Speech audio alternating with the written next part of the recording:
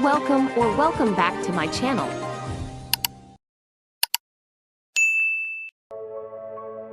Pumutok ang balita noon sa hiwalayan ng mag-asawa na si Paulo Contis at Aljay Reyes. Kasabay ng balita na romance nila Paulo at Yen Santos. Na may nakakita sa dalawa na magkasama sa Baguio noong kasagsagan ng hiwalayan nila ng kanyang asawa na si Aljay Reyes. Dati ay nabanggit ni Paulo na, "What you see is what you get."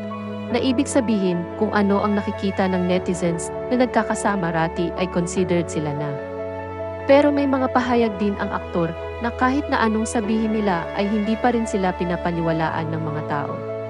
Pero kamakailan lang ay nabalitang naghiwalay na ang dalawa at bilang patunay ay binura na ng aktres ang mga larawan nila ng aktor sa kanyang Instagram account, maliban doon sa dalawang poster ng pelikulang A Far Away Land na ipinalabas sa Netflix noong 2021. Anyway, kaya namin ito nasulat ay sa dahilang nakausap ni Jobert ang ina ni Yen at sinabi nitong hindi naging jowa ng anak niya si Paulo. Bungad ni Jobert sa vlog, ang pagkakaalam natin sila talaga. Naman ni Direk Chaps, sa dami ng mga kwento tulad ng pagpunta ni Paulo Contis sa Baguio, yung paghihiwalay nilang mag-asawa, pagiging sweet nilang dalawa ni Yen. Sino magsasabing hindi sila? Ayon naman kay Jobert, di ba yung sa Baguio nga, si Paulo ang clear na hindi raw totoong magjowa sila that time. Just friends lang daw after the movie na ginawa nila sa Norway. Patago dahil magkasama sila, alam mo naman si Paulo magaling magtago ng mga palihim ng mga relasyon, malaman mo na lang hiwalay na siya sa mga jowa niya. Anyway, that's beside the point. Patuloy niya, "We're talking about Yen Santos na ang alam natin ay naging sila at ang balita nga natin ay live-in sila. So ngayon recently lang about 2 days ago lang ay pumutok na hiwalayan. Pero ang chismis ay tinanggal na raw ni Yen Santos ang mga pictures sa Instagram at naka-unfollow na raw si Paulo.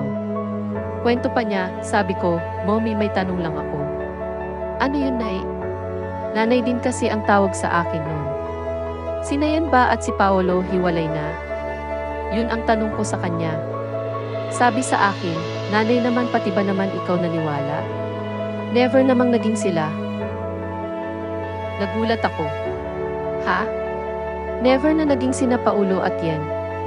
Pero inisip ko coming from a mother baka ayaw lang niya kay Paulo talaga diba? Sabi ko, pero ang balita, di ba live-in sila?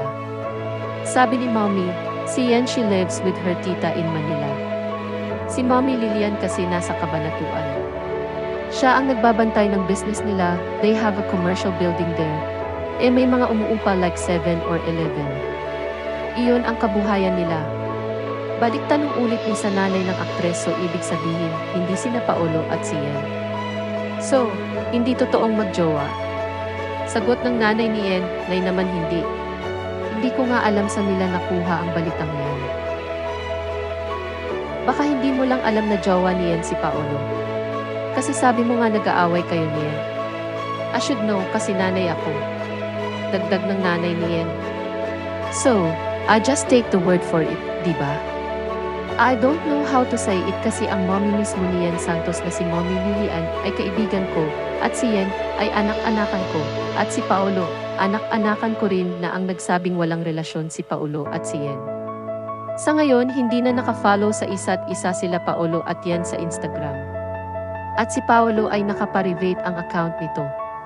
Samantalang si Yen ay burado na ang ibang mga pictures nila ni Paulo noon.